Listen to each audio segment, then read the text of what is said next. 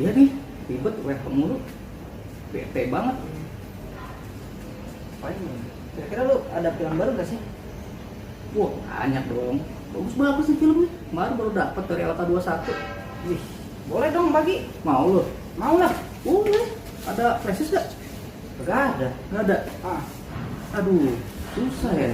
Bisa sih pakai kabel UTP, cuman gua nggak bisa cara masangnya. mana ya? Ada yang bisa nggak ya? Apaan sih rame-rame? Ini noh, jadi gua mau ngasih film nih ke si Jamal. Cuman gua nggak punya kabel UTP-nya buat masangin ke laptopnya dia. Kamu ngerti nggak sih? Lah, ini iya ini. kabelnya nih. Ini. Nah, ini punya dia. Gue ngerti sih cara. Lu ngerti? Coba Pasangnya. gimana dong? Pasangin dong. Hah? Boleh. Ada tangannya nggak? Ini. Tunggu sebentar. Seharusnya kita berempat. Tapi kenapa cuma bertiga ya? Kayaknya ada yang salah. Oh iya, gue baru inget. Yang satu itu lagi gak bisa kelompok bareng. Jadi videonya akan kita tempel aja. Berikut penjelasan tentang pembuatan kabel secara strike yang akan dibawakan oleh Marcelina. Check it out. Baik, peralatannya sudah saya jelaskan di atas nama-namanya. Setelah itu kita potong bagian luar kabel UTP-nya. Setelah dipotong, maka akan muncul beberapa kabel. Nah, untuk urutannya harus benar sesuai gambar yang sudah saya tempel di video ini. Untuk kabel strike ada warna pertama, ada putih orange, kedua orange, lalu putih hijau, terus biru, putih biru, lalu hijau, putih coklat, lalu coklat. Setelah itu kita masukkan ke konektor RJ45 nya, lalu kita rekatkan lagi dengan crimping tool, dan kita lakukan di bagian satunya lagi persis sama seperti cara yang pertama. Jangan lupa untuk posisi kabelnya jangan sampai tertukar.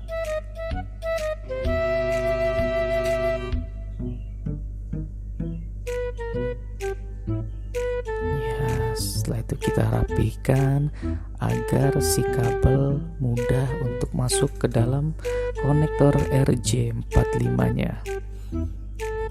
Harus dipastikan. Setelah sudah, kita keratkan lagi dengan crimping toolnya. Lalu kalau sudah siap, kita cek menggunakan LAN tester. Kita masukkan. Jika sudah masuk, nah ini berhasil.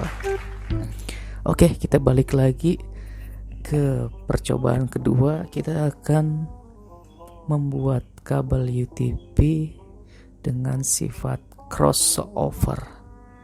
Seperti biasa, kita potong bagian luarnya juga tadi, lalu kita susun kabel-kabelnya mengikuti gambar yang sudah saya tempel ini. Untuk crossover, jangan sampai salah karena ada perbedaan warna pada kabel strike dan crossover. Kita harus teliti.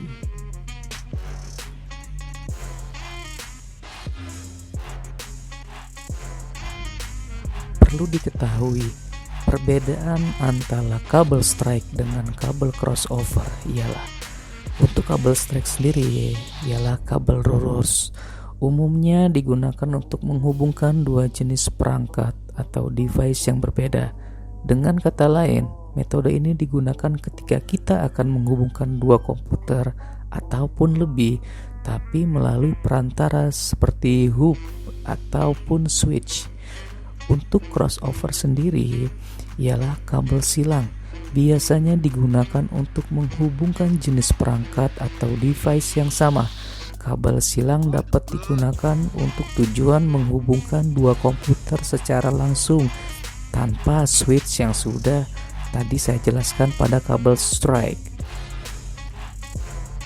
Dan untuk susunan si crossover sendiri ialah putih hijau, hijau, putih orange, biru, putih biru, orange, putih coklat, dan coklat.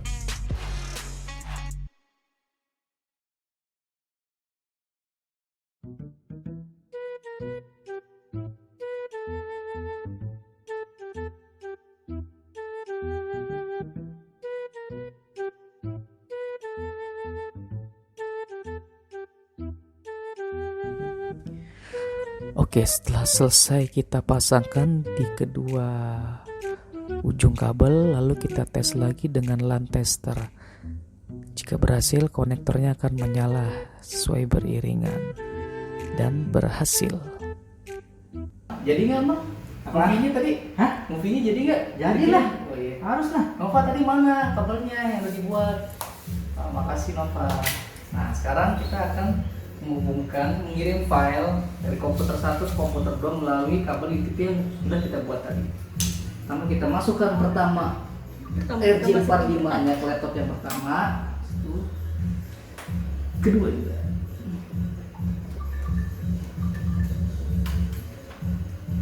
Tadi kemes.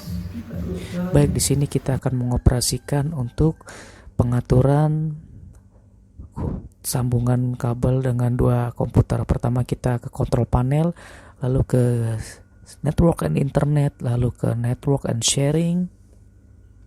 Setelah itu kita klik Ethernet atau local area connection, lalu kita properties dan kita pilih yang Internet Protocol version 4, lalu properties lagi.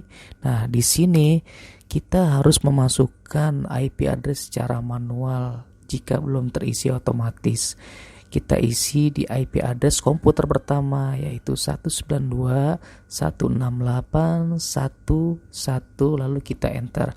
Biasanya subnet masknya sudah otomatis terisi, dan jika belum, kita masukkan saja secara manual seperti di contoh gambar ini. Nah, untuk komputer sendiri, untuk di komputer 2 IP address-nya kita masukkan di 192.168.1.2. Subnet masknya sama 255.255.255.0. Lalu setelah selesai kita klik OK.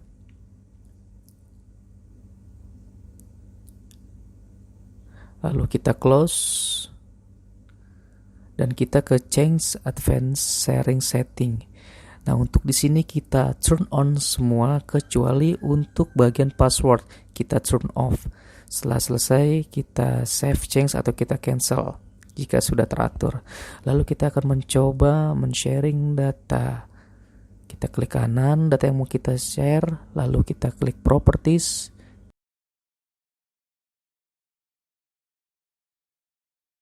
Lalu kita klik sharing, advanced sharing. Lalu kita klik share this folder, kalau gitu oke. Lalu kita ke share. Nah, di sini kita klik tanda pandanya, kita pilih everyone. Lalu setelah itu kita klik add.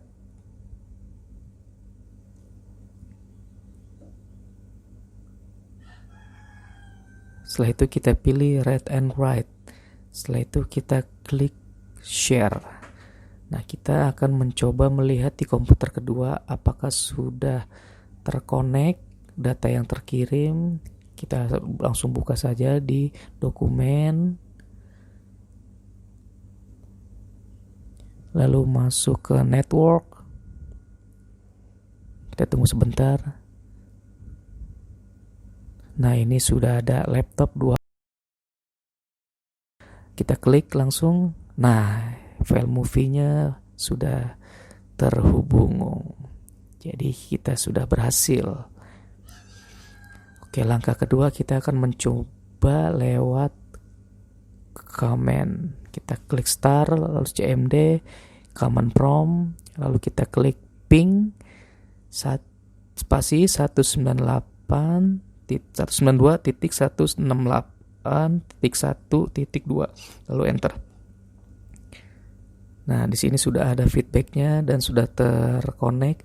Lalu kita coba di komputer kedua, ping spasi 192.168.1.1. Ini ialah nomor IP yang sudah tadi kita setting di control panel. Kalau kita enter, nah ini juga sudah ada feedbacknya dan berhasil. Terima kasih.